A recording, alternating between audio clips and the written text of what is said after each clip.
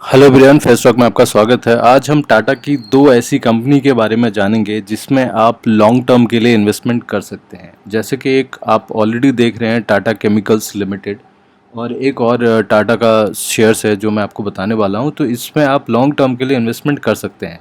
तो long term में investment करने से पहले एक बार हम इस स्टॉक का जो फंडामेंटल पॉइंट ऑफ व्यू से भी एक बार देख लेते हैं स्टॉक्स में, और एक बार इसका टेक्निकल एनालिसिस के बेसिस पे भी देख लेते हैं कि स्टॉक में कितना ज़्यादा पोटेंशियल है। देखिए, अगर टाटा केमिकल्स की बात की जाए तो टाटा केमिकल्स जो है केमिकल्स इंडस्ट्री में आता है, और इसके इसके मार्केट लीडर की अगर बात की जाए तो पिडिलाइट जो है अभी इसका मार्केट लीडर है। मतलब सबसे ज़्यादा मार्केट कैप पिडिलाइट है। पिडिलाइट वो कंपनी है जो जिसकी फेविकॉल जो प्रोडक्ट आता है, फेविकॉल या फेविक्विक, एमसील, ये सारे जो प्रोडक्ट्स हैं वो पिडिलाइट्स के हैं।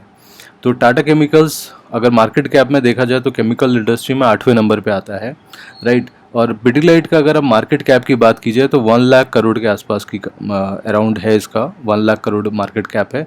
और वहीं पे टाटा केमिकल्स का 20,000 करोड़ के आसपास का मार्केट कैप है। अगर सिर्फ मार्केट कैप के बेसिस पे देखा जाए कि अगर इन टर्म्स आज जितना पिडिलाइट का सेल्स हो रहा है उस लेवल में अगर टाटा का भी सेल होता है या उस मार्केट कैप तक भी अगर पहुंचता है टाटा का केमिकल, तो आज के डेट से 5 टाइम्स हो सकता है कि यानी कि 20,000 है और 1 लाख है, 1 लाख करोड़ तक भी अगर ये कंपनी पहुंचती है तो इसका मतलब आज के डेट से 5 टाइम्स होने का पोटेंशियल रखता है। और डेफिनेट ऑब्वियस ही बात है, जो पिडिलाइट अगर 1 लाख करोड़ के आसपास है तो ये भी ग्रो करेगा, राइट। तो ये मार्केट ही इतनी ज़्यादा स्ट्रॉन्ग है और आने वाले टाइम में ये इतनी ज़्यादा बूम होने वाली मार्केट है। तो डेफिनेटली ये जो सेक्शन है, ये सेक्शन डेफिनेटली वर्क करने वाला है और ये सेक्टर बूम करने वाला है। और अभी सबसे अच्छा अगर कोई कैटेगरी परफॉर्म कर रहा है वो केमिकल इंडस्ट्री है।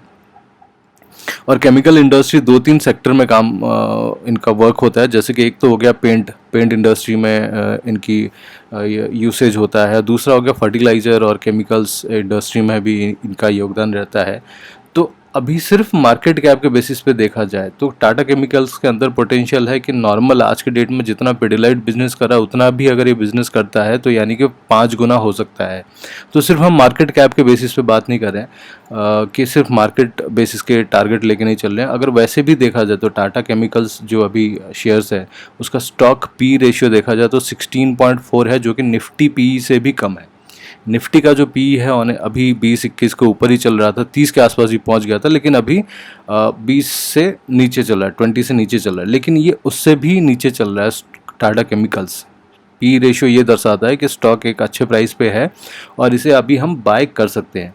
और अगर प्रॉस एंड कॉन्स की बात की जाए तो देखिए, ट्रेडिंग बुक वैल्यू के आसपास ट्रेडिंग कर रहा है और इसका हेल्दी डिविडेंड भी दे रहा है, 42% के आसपास डिविडेंड भी दे रहा है। आप अगर इसमें सिर्फ इन्वेस्टमेंट करके भी छोड़ देते हैं, इसका जो डिविडेंड आएगा वो डिविडेंड ही इतना अच्छा होगा कि आपको बाकी एफडी और बाकी जगह से ज़्यादा रिटर्न आपको मिल जाएगा। और अगर इसकी कॉन्स की बात की जाए तो सेल्स ग्रोथ कम है, सेल्स ग्रोथ कम अभी है, लेकिन नेगेटिव में नहीं है, मतलब स्लो एंड स्टेडिली ग्रो कर रहा है।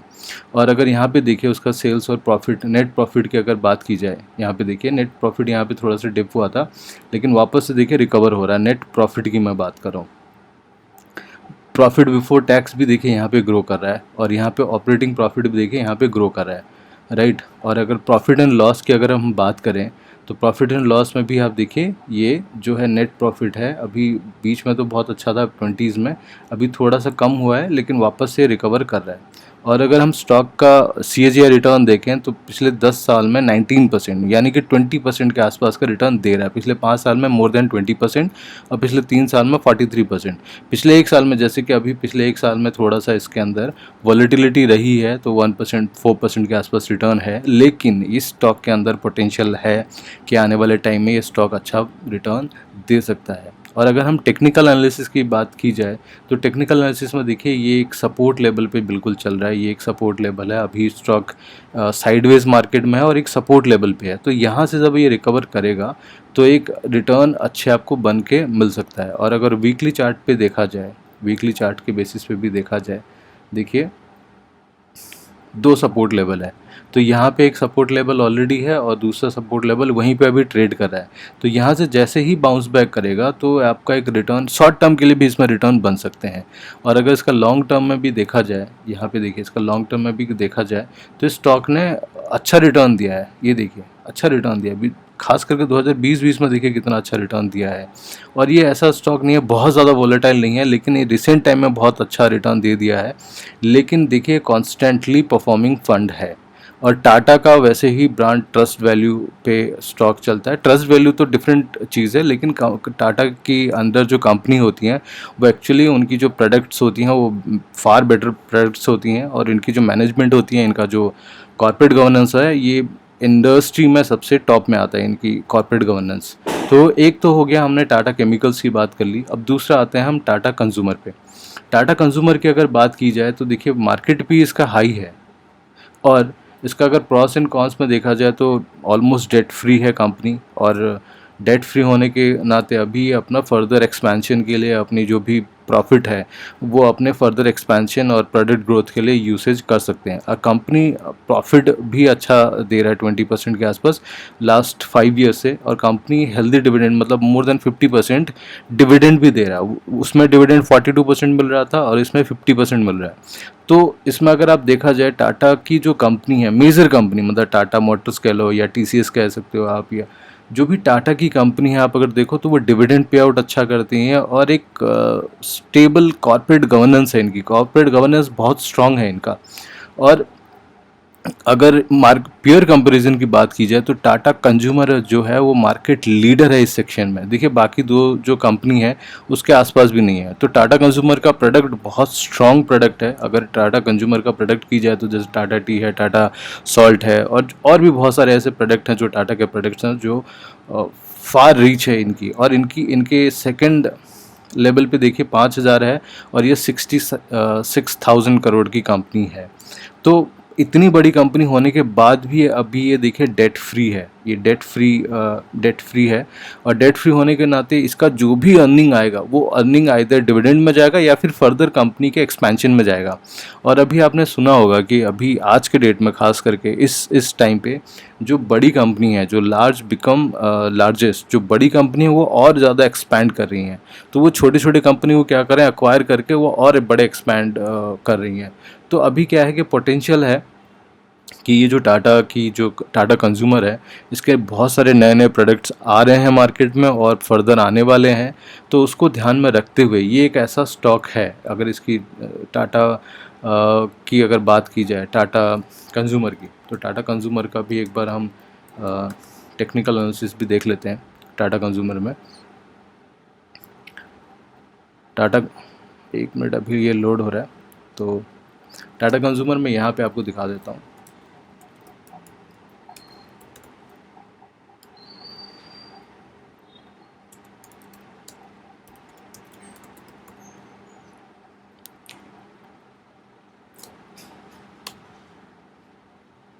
टाटा कंज्यूमर का भी ग्राफ जो है वो टाटा केमिकल्स की तरह ही है। टाटा केमिकल्स के अंदर जैसे रिटर्न बना है तो वैसा ही रिटर्न टाटा कंज्यूमर भी दिया है। टाटा कंज्यूमर का रिटर्न देखिए, ये भी बहुत अच्छा स्टॉक है और कांस्टेंट परफॉर्मिंग स्टॉक के अंदर आता है। ये कांस्टेंट, इस स्टॉक ने भी कांस्टेंट परफॉर्म किया है।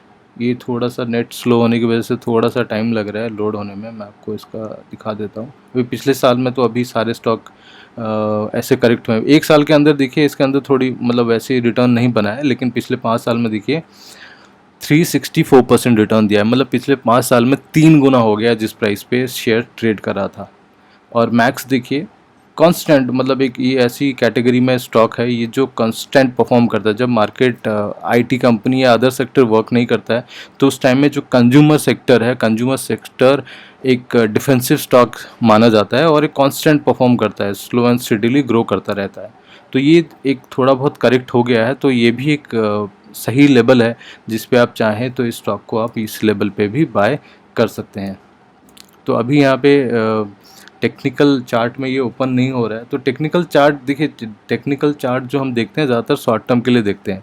लॉन्ग टर्म के लिए ज़्यादातर देखा जाता है कि कंपनी के अंदर कितना ज़्यादा पोटेंशियल है, कंपनी आगे कितना ग्रो कर सकती है। और टाटा कंज्यूमर का अगर हम उसकी अगर प्रॉफिट और एक्सपेंस की बात करें तो यहाँ पे देखिए ऑपरेटिंग प्रॉफिट कॉन्स्टेंटली ग्रो कर रहा है, और यहाँ पे देखिए प्रॉफिट बिफोर टैक्स भी ग्रो कर रहा है और नेट प्रॉफिट भी ग्रो कर रहा है। अभी थोड़ा बहुत एक लेवल पे है, लेकिन over the period of time देखिए प्रॉफिट बिफोर टैक्स यहाँ पे देखिए कॉन्स्टेंटली अभी नेट प्रॉफिट भी अभी लेटेस्ट मार्च 2022 जो है उसमें देखिए इनकी प्रॉफिट ग्रो करी है। और रिटर्न ऑन इक्विटी में इसमें अभी बहुत अच्छा रिटर्न नहीं दिखा रहा है, लेकिन रिटर्न ऑन इक्विटी की बात अगर की जाए तो स्टॉक प्राइस के अंदर देखिए 20, 38 और पिछले एक साल में नेगेटिव के आसपास है, लेकिन पिछले 10 साल से 20% के आसपास स्टॉक के अंदर रिटर्न दिया हुआ है। और सेल्स ग्रोथ भी इसकी अच्छा है और कंपाउंड प्रॉफिट ग्रोथ भी अच्छा है, डबल डिजिट के अंदर प्रॉफिट ग्रोथ भी है। तो टाटा में अगर आप इन्वेस्टमेंट करना चाहते हैं तो टाटा का ये जो दो कंपनी मैंने आपको बताया, टाटा कंज्यूमर और दूसरा हो गया टाटा केमिकल्स, तो इन दो स्टॉक में आप इन्वेस्टमेंट करके रख सकते हैं एक लॉन्ग टर्म के लिए। तो डेफिनेटली ये दो जो स्टॉक हैं ये डेफिनेटली आने वाले टाइम में आपको एक अच्छा रिटर्न बना के देंगे। Thank you for watching this video, और अगर आपने पेज सब्सक्राइब नहीं किया तो इसे सब्सक्राइब कर लीजिए ताकि ऐसी इन्फॉर्मेटिव वीडियो आपको आने वाले टाइम पे मिलती रहे।